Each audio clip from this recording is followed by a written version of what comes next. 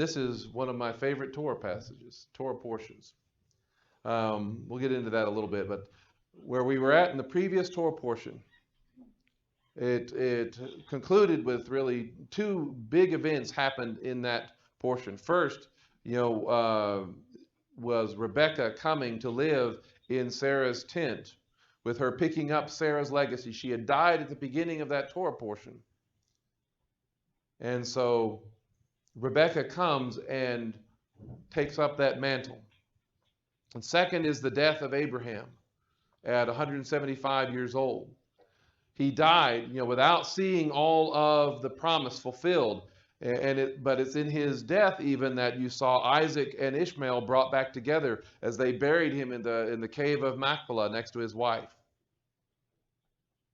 And what's really interesting about all of this is when you look at Isaac and his life, we get very little actual information about Isaac and what goes on in him and with him. Very little information about him. He marries Rebekah at 40 years old, and then the scriptures skip about 20 years to when he's 60, and Jacob and Esau are born. And Isaac's children and their children then dominate the text for the rest of Genesis.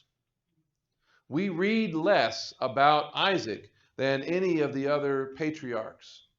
And yet he is the one that is so often most paralleling Messiah. With his miraculous birth, with the way that he was offered up on the mountain in Genesis 22. Much about him, though, is a mystery. He's not even sometimes the most active person, even when he's the center of the story. His name means he laughs.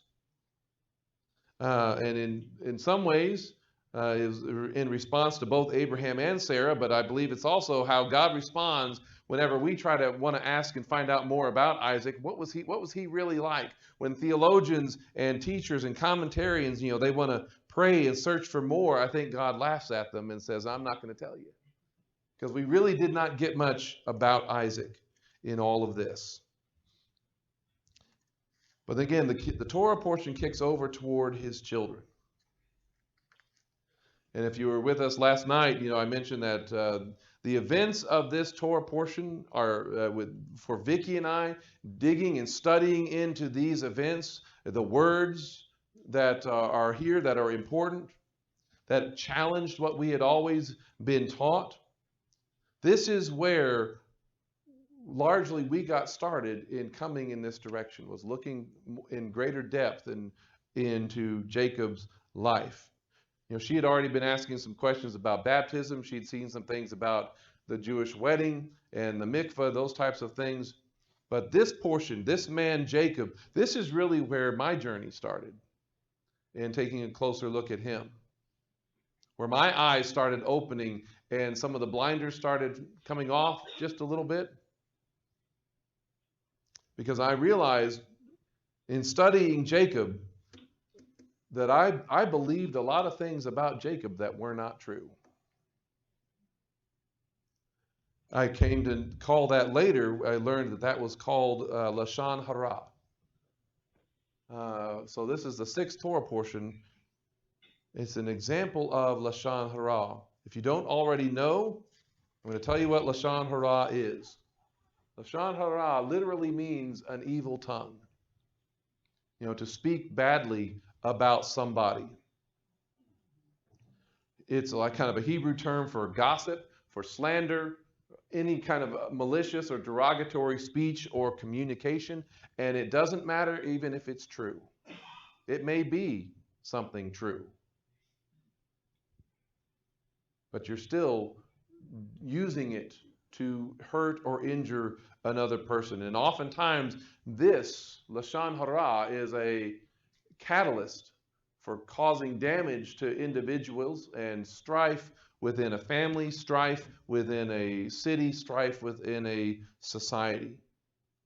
The Jewish interpreter known as Maimonides, or the Rambam, he said it's like this. It's like anything which, if it would become publicized, would cause the subject physical or monetary damage, or would cause him anguish or fear.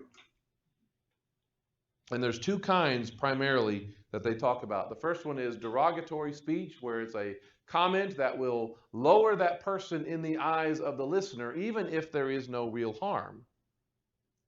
And the second one is actual harmful speech, a comment that is made about someone with a good chance to cause harm, either physically, emotionally, or financially.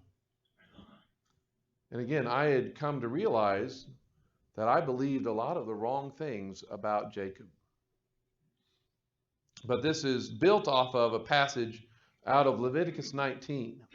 Leviticus 19 is where we get that second greatest commandment about love your neighbor as yourself. It's just a couple of verses after this one. But it says, you are not to go up and down as a talebearer among your people. You are not to endanger the life of your neighbor, for I am Adonai. So those two ideas are connected together of telling stories about other people. So all those forms, those various forms of Lashon Hara, the lying, the misleading, the gossip, actually can endanger the life of the other person, and even of those who are connected with that person, like their larger family. If they say something bad about you, Matthew, it's going to affect your wife. It's going to affect your daughters, right? Something you say may cause someone to lose their job, may cause them not to get a job, or something like that. And that harms not just the person, but their whole family.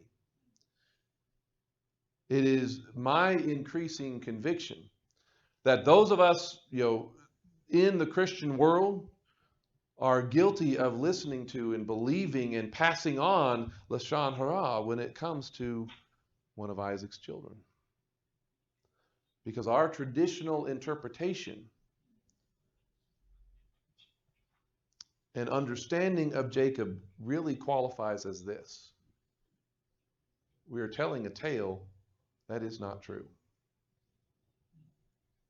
We have diminished Jacob with derogatory speech. We have harmed Jacob's reputation. And believing that Lashon Hara has actually endangered the lives of his descendants. It has contributed to various charges and slanders against the Jewish people that many people justify, that many people think are true because of how we talk about Jacob. Our traditional interpretation, again, which is this evil speech, this Lashon Hara, starts with verse 27 of chapter 25. It'll start right here. When talking about Jacob and Esau, it says, when the boys grew up, Esau became a man knowledgeable in hunting, an outdoorsman, while Jacob was a mild man, remaining in the tents. And how I understood this, or how this was always kind of told to me growing up, was we read that and think, well, the Esau is kind of the gruff man's man. He's the tough guy, while Jacob, it says he's the mild man.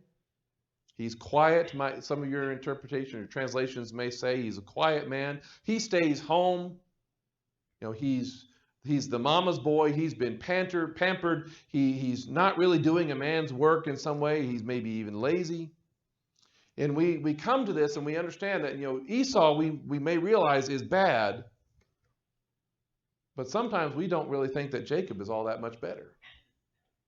And then we start wondering, well, why did God even use this guy? Because he's quite a questionable character in his own right.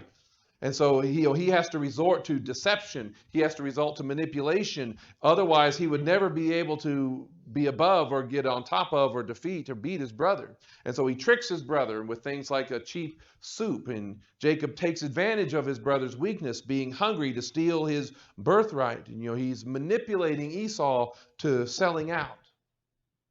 Anybody else hear that kind of interpretation of his life? Yeah, that's pretty much what I grew up with.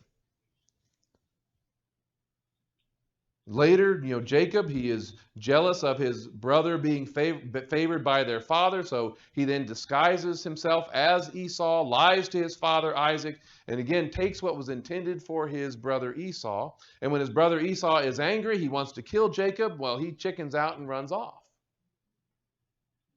Instead of staying to defend himself, to fight back, or to explain the situation, maybe try to clear up the concerns, Jacob runs to other family and hides for his brother from for 21 years.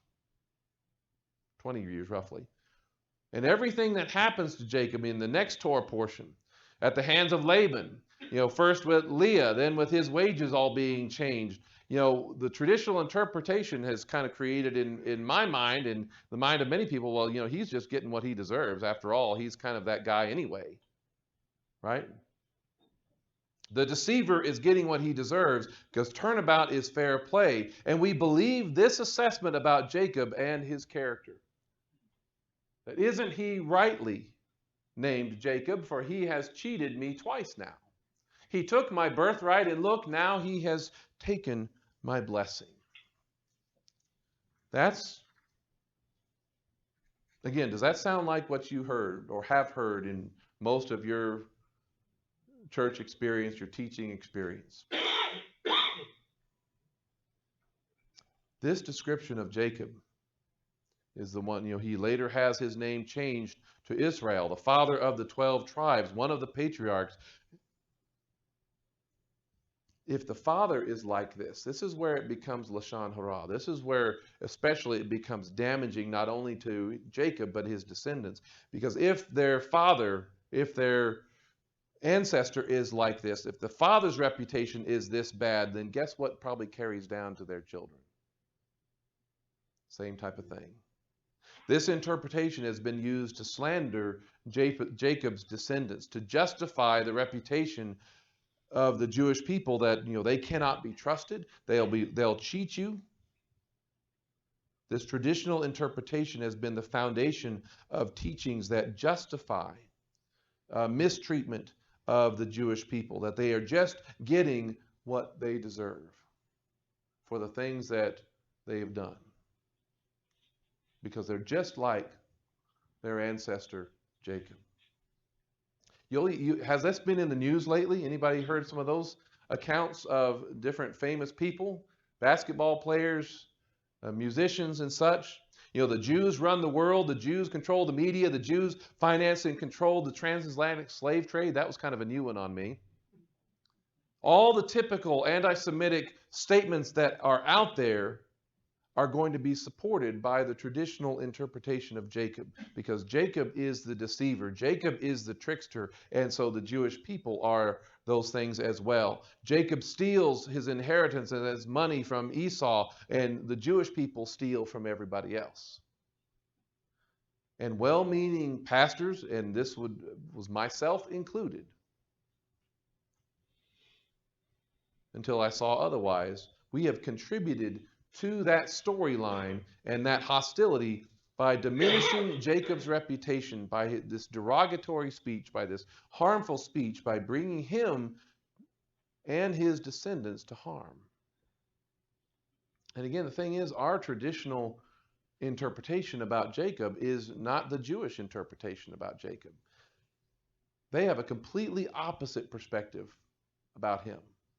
They don't read his account as an undermine of his character and his integrity. They read it actually as a confirmation of his good reputation. And when Vicki and I, when we started looking more closely at all of this, it started just even by looking at translations and looking at words. And again, the first one that we noticed was one of those back in Genesis 25, verse 27.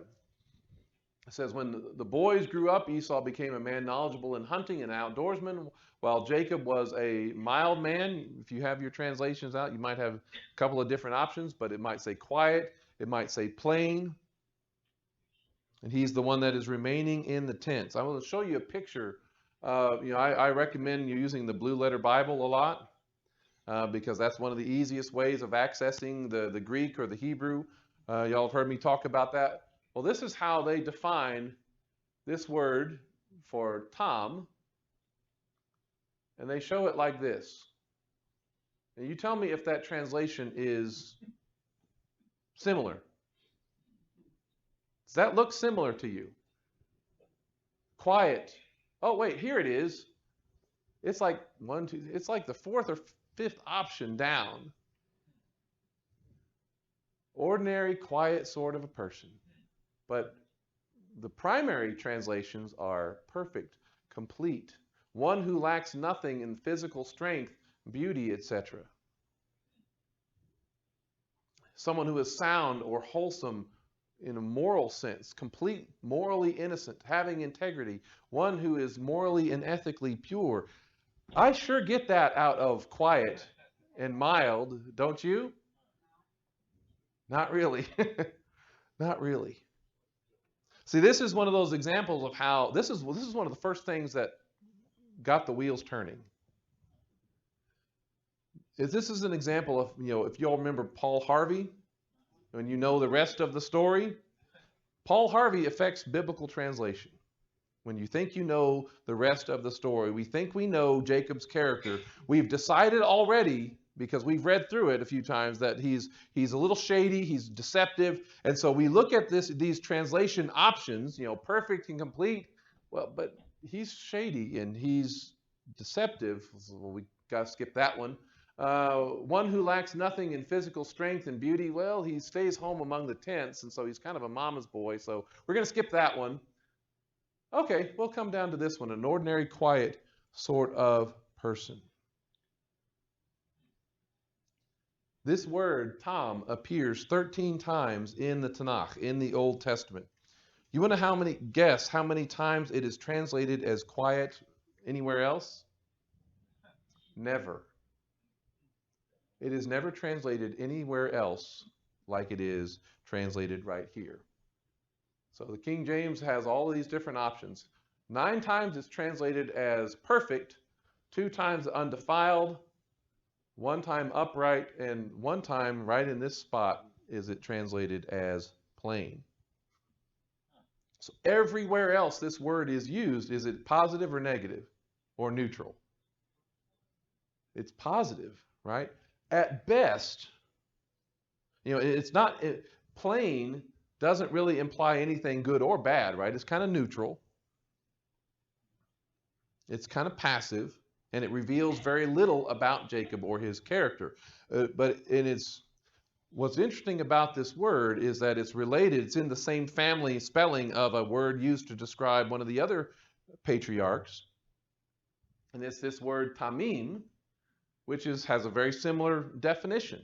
It's complete, whole, or entire, sound, wholesome, unimpaired, innocent, having integrity.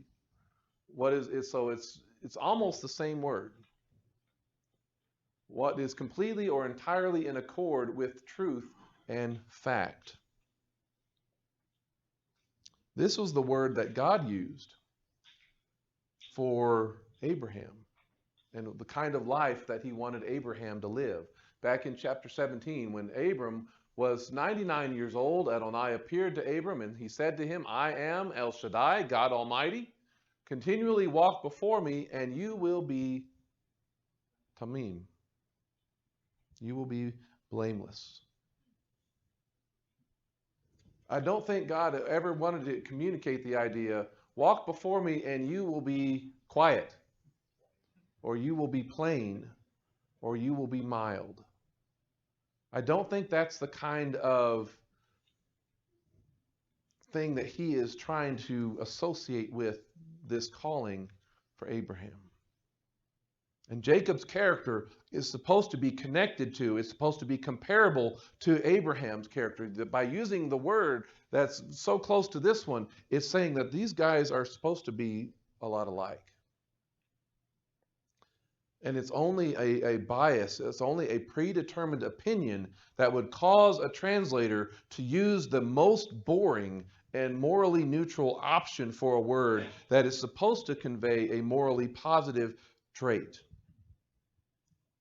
And when you look at this in what's called the Targum, an Aramaic translation that was at use in Yeshua's day, look at how they translate Genesis 25.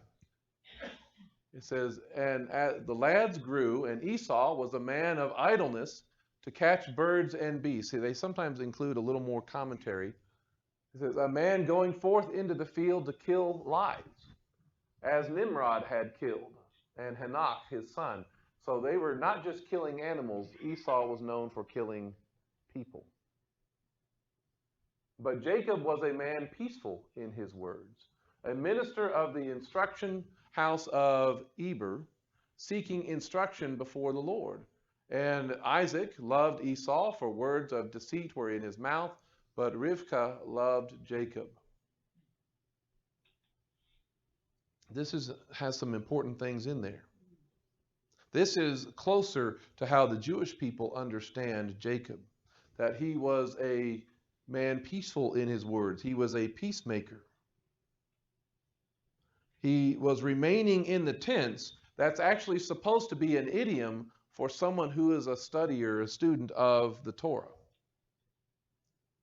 And not only that, by staying home and not running off, going around into the wilderness, he was essentially learning before the Lord, and he was learning the family business.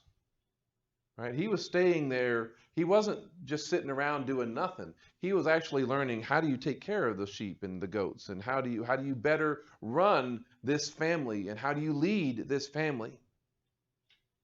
How to raise and tend the flocks. He was actually learning from Abraham, because his grandfather was still around. His grandfather had not died yet. He doesn't die until he and Esau are about 15 years old.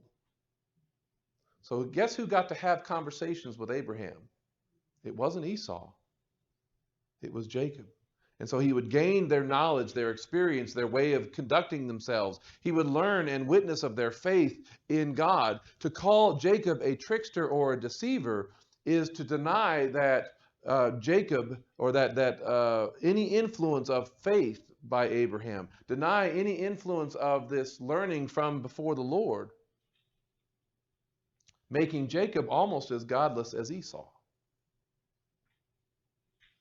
See, the reality because he wanted to go off running around all the time, Esau, he wanted nothing to do with the family. He wanted to get away from them.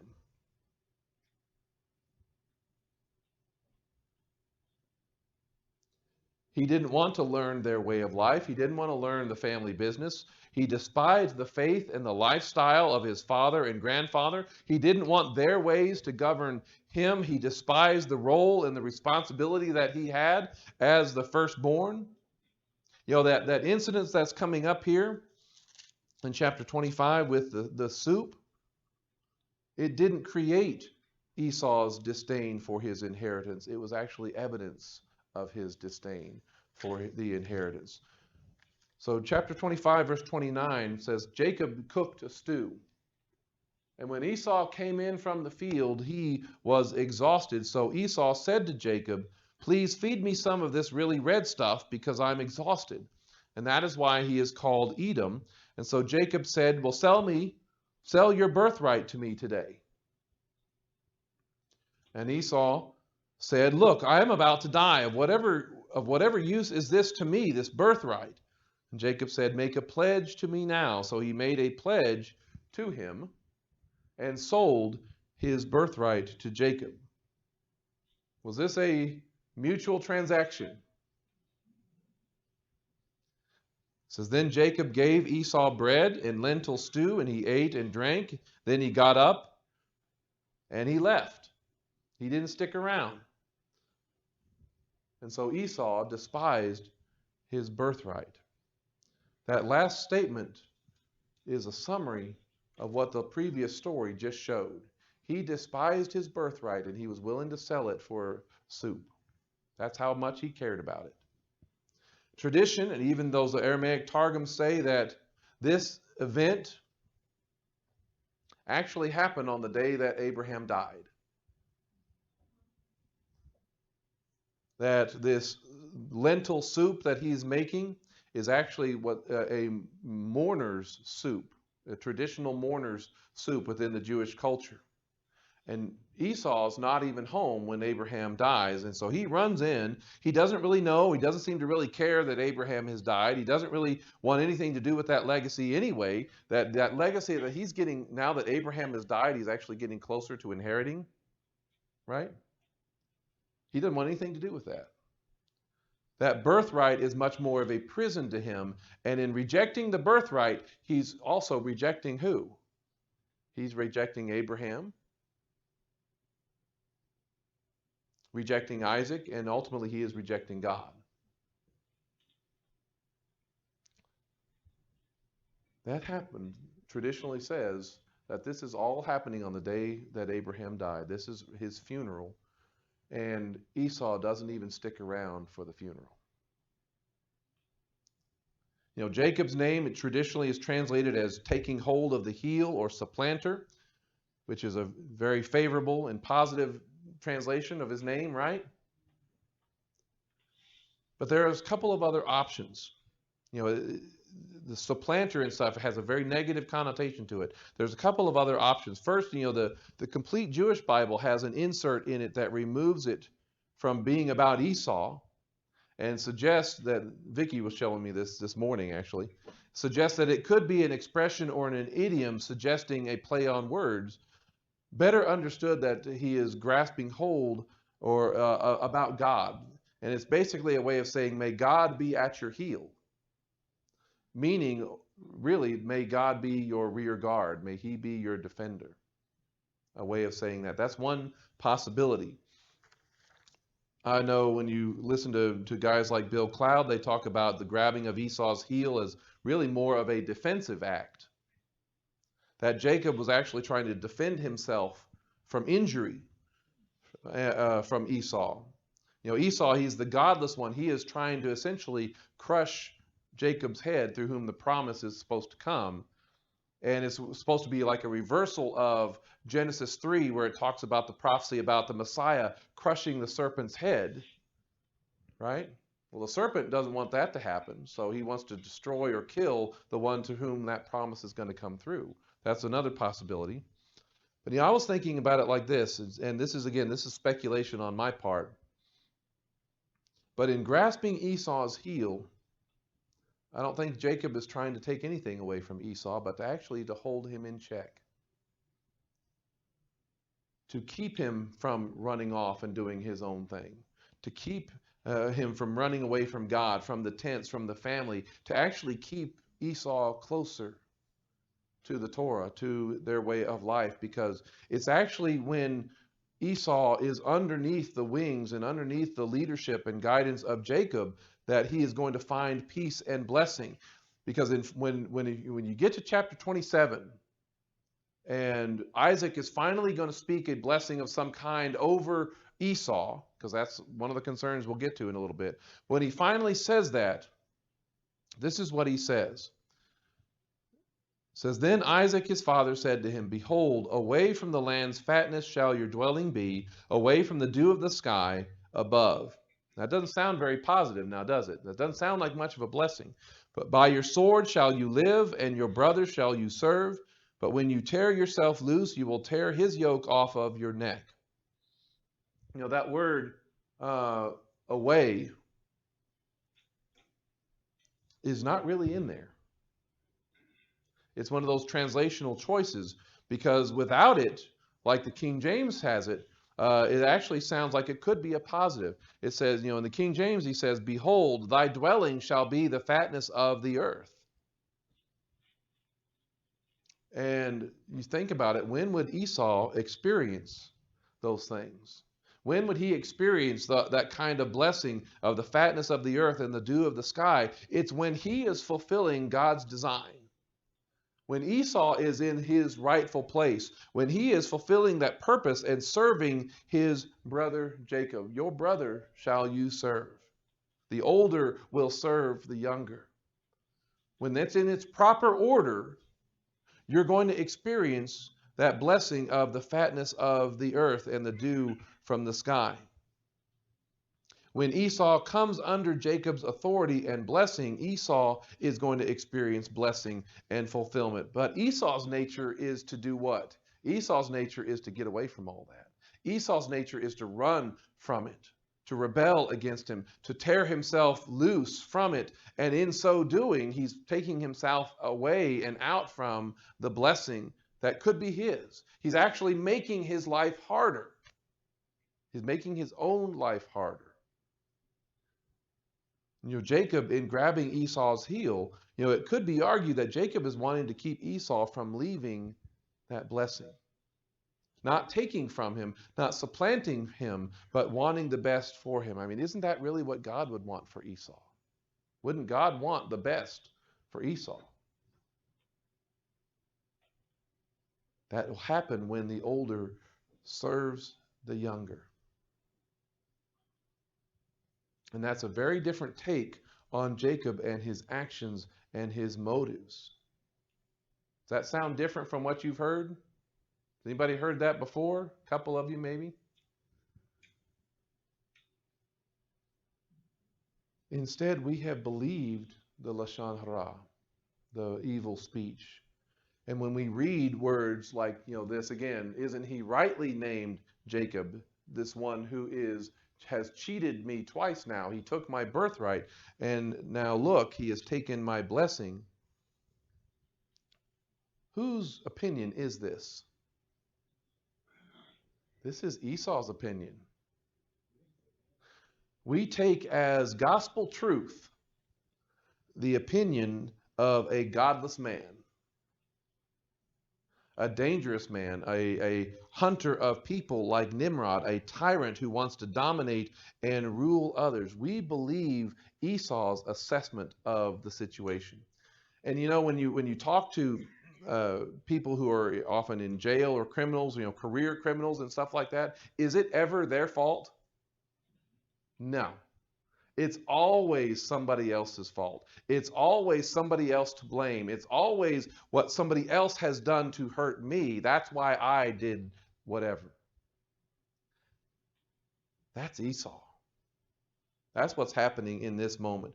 When we believe that Jacob is the trickster and deceiver, we are taking Esau's word and perspective and agreeing with Esau's opinion and assessment. But Esau, he is the lying, mainstream media. He is the fake news of his day. He's the trust the science guy of his day, right?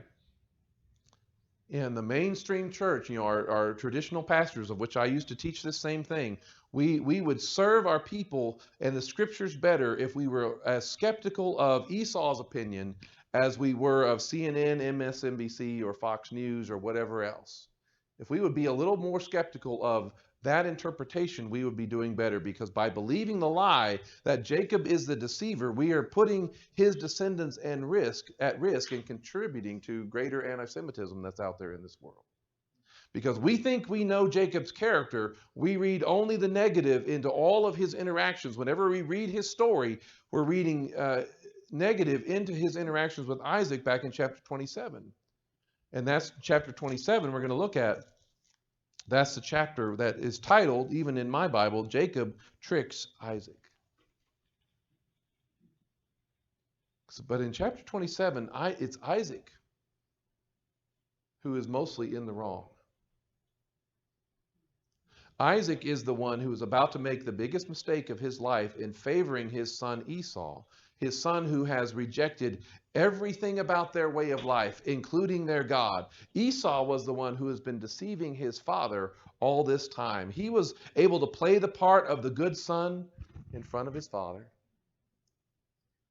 And Isaac was blind to it. Esau was able to pretend for a little while. Y'all know of people like that? They can put on a good show, a good face in front of certain people. I used to be like that. I learned how to cuss in 4th grade, but I was smart enough not to cuss around, guess who? My mom and dad, right?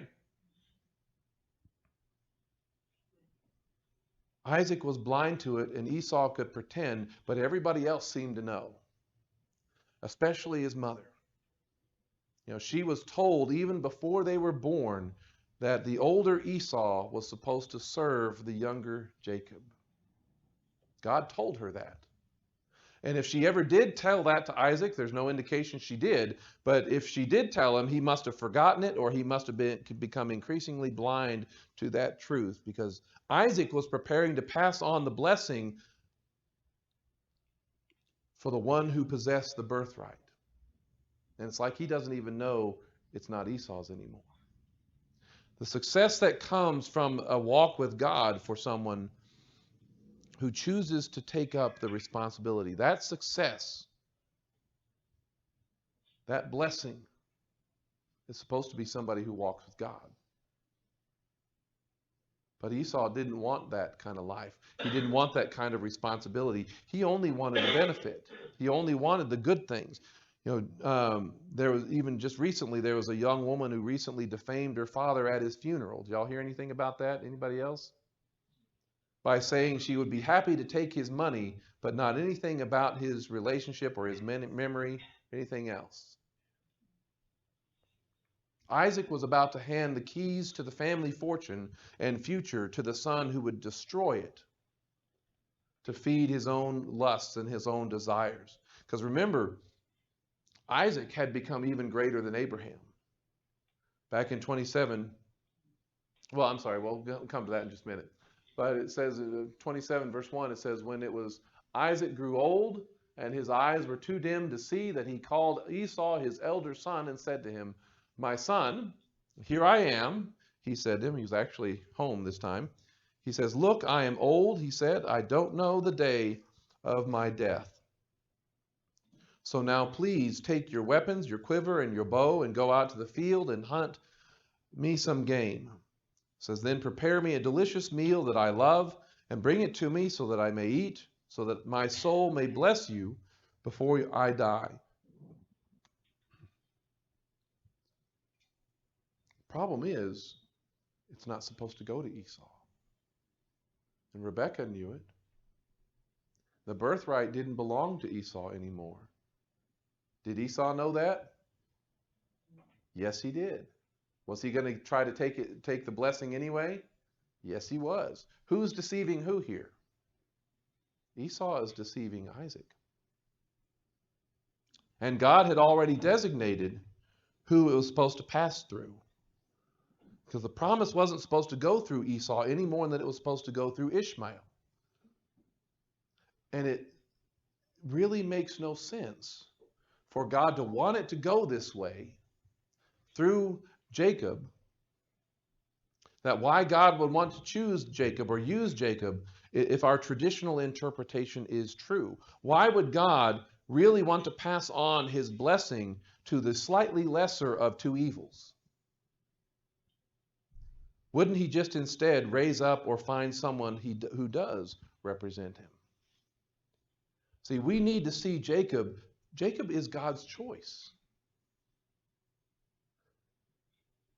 to carry his name forward in all of that promise. And when we commit and we believe this Lashon Hara, this evil speech against Jacob, we are not just calling into question Jacob's character, we're actually calling into question God's judgment and his choice. I don't think we realize the implications of that. We're saying, God, what were you thinking in picking this guy? See, we make Jacob such a deceiver that we think that he was just waiting for the chance to deceive his father and steal even more from his brother. But none of what happens in going to Isaac, when he dresses up as Esau, puts on those clothes, none of that was his idea. He was never comfortable with any of it. It was really Rebekah's idea. God had already told her this future of the older serving the younger. She could see both of their character. She knew what kind of person Esau was. She knew what kind of person Jacob was. And she had to act to stop her husband from making this terrible mistake. Ladies, sometimes if you're married, your husband's not always the smartest or brightest bulb. Y'all know that, right? Yeah, see, I figured I'd get one of those out of there. There are some times that he is actually going to make a bad decision, and you can see it and he can't. And he's going to need you to step up for him.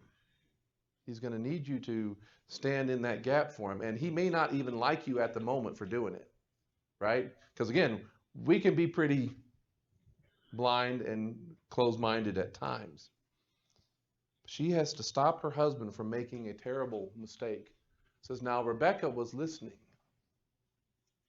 when Isaac was speaking to Esau, his son.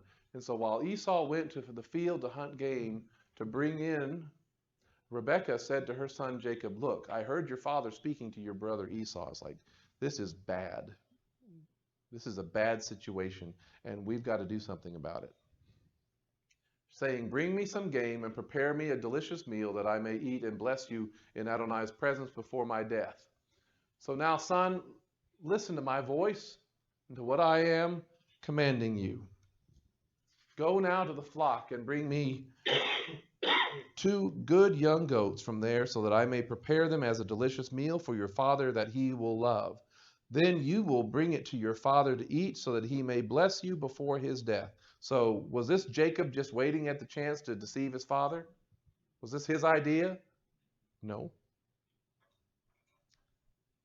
And because we believe the lie, sometimes we miss this. Sometimes we miss the fact that he doesn't even like the idea. He thinks it's a terrible idea. He says, then you'll bring it to your father. But he says, but Jacob said to Rebekah, his mother, look, Mom, I don't know if you've thought this thing through here. My brother Esau, we may be twins, but we don't look anything like each other, right? My brother Esau is a hairy man, but I am a smooth man. Perhaps my father will touch me, and he'll take me for a mocker, and I'll bring upon myself a curse and not a blessing. See, he's not saying this just because out of fear of getting caught, which is usually how we talk about it. Usually, well, he doesn't want to get caught and get in trouble. He's actually more concerned that his father would think less of him. Right? Can you see that? He's more concerned that his father would think less of him, that his father would think that he is a mocker, that I shall seem to him as a deceiver. That's how the King James translates it. That I will seem to him as a deceiver. And Jacob does not want his father's opinion to be lowered. What is Lashon Hara again? It's causing someone's reputation to be lowered. He doesn't want to disappoint his father. And really, he does not like the idea of misleading him at all. But his mother insists on it, that it is for the greater good, that it is a matter of life and death. Because if Esau gets the blessing, he will run the family into the ground. He'll take the promise in their future, and all of that stuff dies. This does not sound like the scoundrel or the liar or the deceiver that I always grew up thinking he was. Does this sound like a person, if our traditional interpretation of Jacob is true, would he really have a problem lying to get what he wants? No, he wouldn't have a problem at all. But Jacob has to be talked into all of this. It has to be a matter of obedience and honor to his mother to get him to do it at all. Verse 13 says, his mother said to him, let your curse fall on me, my son. Just listen to me and go and get them for me. If Jacob, if that happens and you get caught, any punishment is not yours, it's mine. It's mine.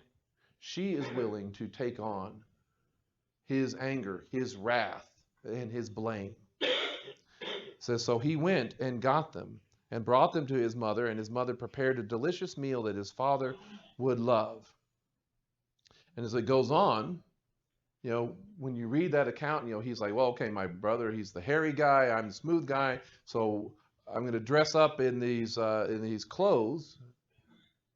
And it's Rebekah's idea to do that, to put the animal skins on. And she is the one who dresses him in Esau's clothes. She is the one who cooks the food just the way Isaac likes it. She does all of that. And when he presents the food to Isaac, and Isaac is already suspicious at the very beginning, he questions the speed of, well, how did this happen so quickly? Jacob says something that Esau would probably never say. It says, Isaac said to his son, how in the world were you able to find it so quickly, my son? And he said, because Adonai your God made it happen for me. He gives credit to God for what has happened. And Isaac seems to be almost tipped off. Like, that doesn't sound anything like my son Esau. He would never say something like that. Please come closer, he says, so that I can feel you, my son, whether or not you really are my son Esau. Are the wheels turning in Isaac's mind that something's kind of fishy here? He's starting to suspect something. Isaac recognized those words are not usually coming out of Esau's mouth, but it is the kind of thing that Jacob would say. Adonai has made me successful. And so even in trying to carry the acting forward, the deception forward, he's trying to do something he's not very comfortable doing, but he cannot help but praise God. And it says, so Jacob came closer to his father Isaac, and he felt him. Then he said, the voice is Jacob's voice, but the hands are Esau's hands. He did not recognize him because his hands were like the hairy hands of his brother Esau, and so he blessed him. But he said in verse 24, are you really my son Esau? I mean, he's like, something ain't right here. Something's fishy here. And so he said, I am. But Isaac wasn't entirely convinced yet. He says, then his father Isaac said to him, please come closer and kiss me, my son. Is he going to touch him? Yes, all those fears and concerns that he had. So he came closer and kissed him, and when he smelled the smell of his clothes, he blessed him and said, behold, the smell of my son is like the smell of a field that Adonai has blessed. And he proceeds to bless what his physical senses were telling him was his son Esau, even though his spirit, his ears were telling him something else, even though he was suspicious. And he gives him the blessing. It says, may God give you from the dew of the sky and from the fatness of the land. Well, wait a minute. I thought that was what Esau was supposed to get. He was supposed to get some of that, right? Esau gets this because it's Jacob's. And when he comes under Jacob, that's when Esau gets this. From the dew of the sky and the fatness of the land, an abundance of grain and new wine. May people serve you and may nations bow down to you. Be master over your brothers. That's the proper order of things for them. May your mother's sons bow down to you. May those who curse you be cursed, and may those who bless you be blessed. That's one of the first things that God said to Abram. And so he has blessed his son Isaac. And as soon as he leaves, as soon as Isaac gets everything cleaned up and starts to head out, guess who comes home? Esau does. Esau shows up not long after with his own meal, which I doubt he cooked for himself. I'm sure his wives cooked for him. And the whole thing starts coming unraveled. And Esau's true character is revealed before his father. And when Esau shows up with the food, his father Isaac says, well, who are you? And he said, I am your son, your firstborn Esau. Then Isaac trembled with intense trembling and said, well, who was it then that hunted wild game and brought it to me? I ate it all just before you came and I blessed him, and yes, he will be blessed. I mean, this is worse than Thanksgiving just a couple of days ago.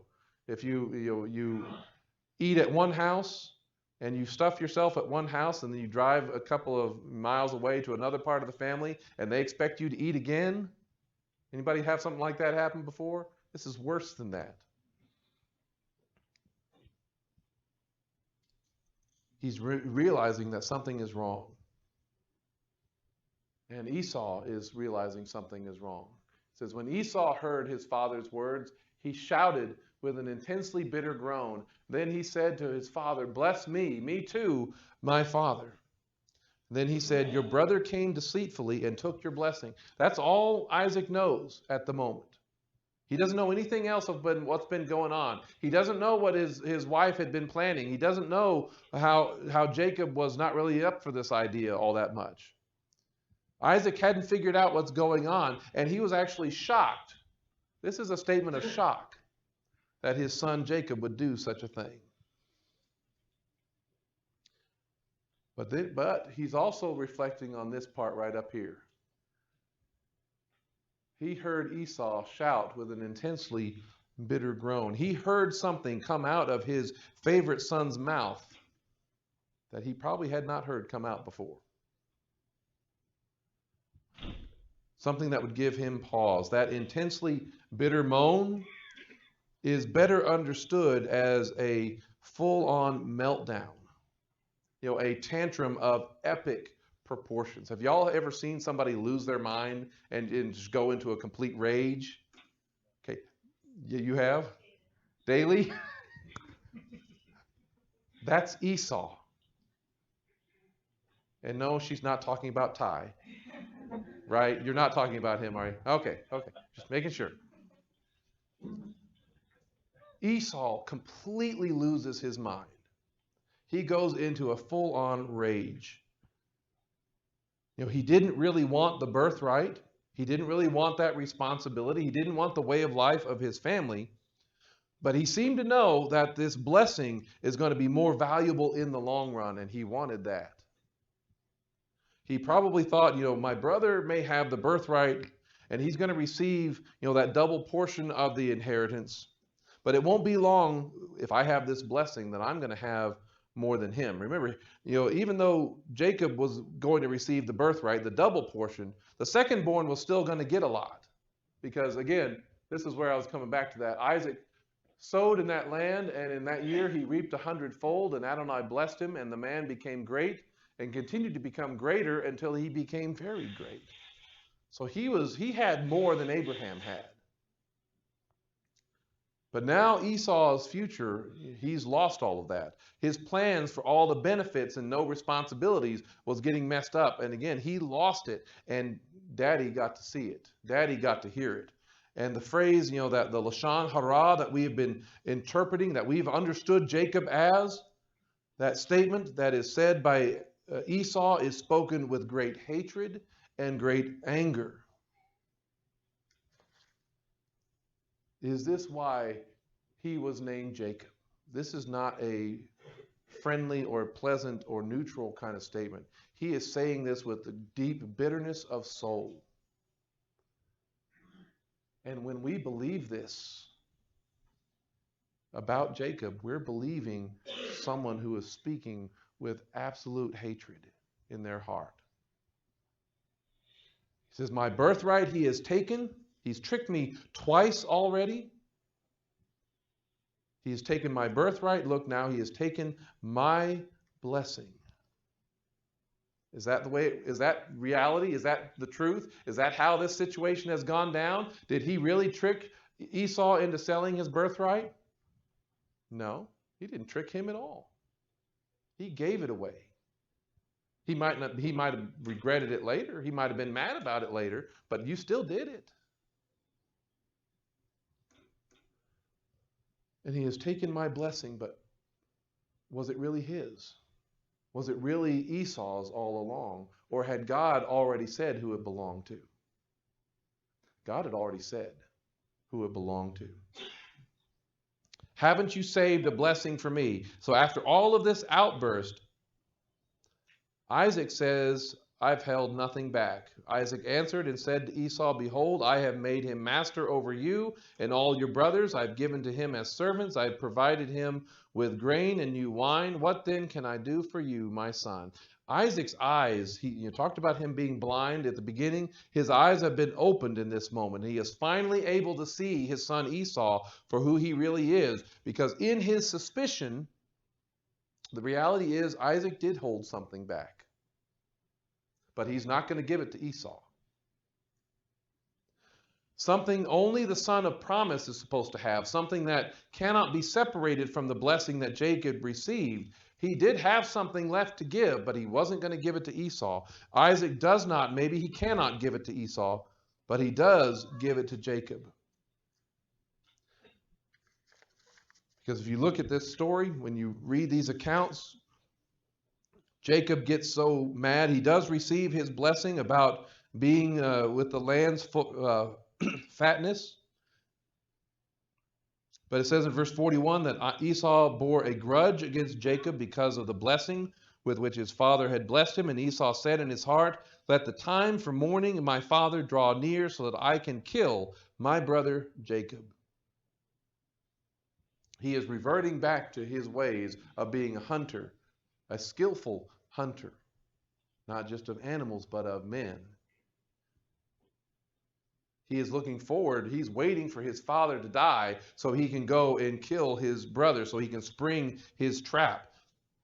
And Rebekah and Isaac find out about all of this. They see this. They come together, the two of them, to send Jacob to Laban to get a wife of his own.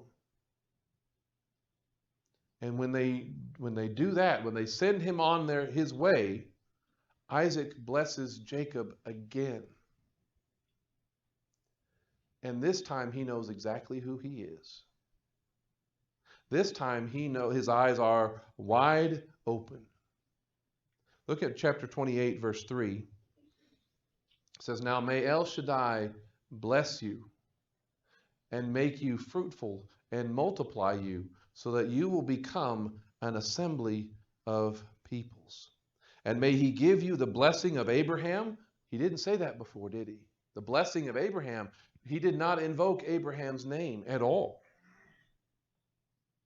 But he is now passing on that blessing of Abraham. May he give you the blessing of Abraham to you and to your seed with you, that you may take possession of the land of your sojourn, which God gave to Abraham. That the promise is now going to go through you, Jacob. He'd been unwilling to invoke the name of Abraham, to pass on that promise. He was about to give it to Esau, but he didn't give it to him. And instead, he gave it fully, with full knowledge, to Jacob. And in all there is, and all that we read in the scriptures, there is not one record of a rebuke for Rebekah. There is not a word of rebuke for Jacob, either from Isaac or from God, for what they did in chapter 27.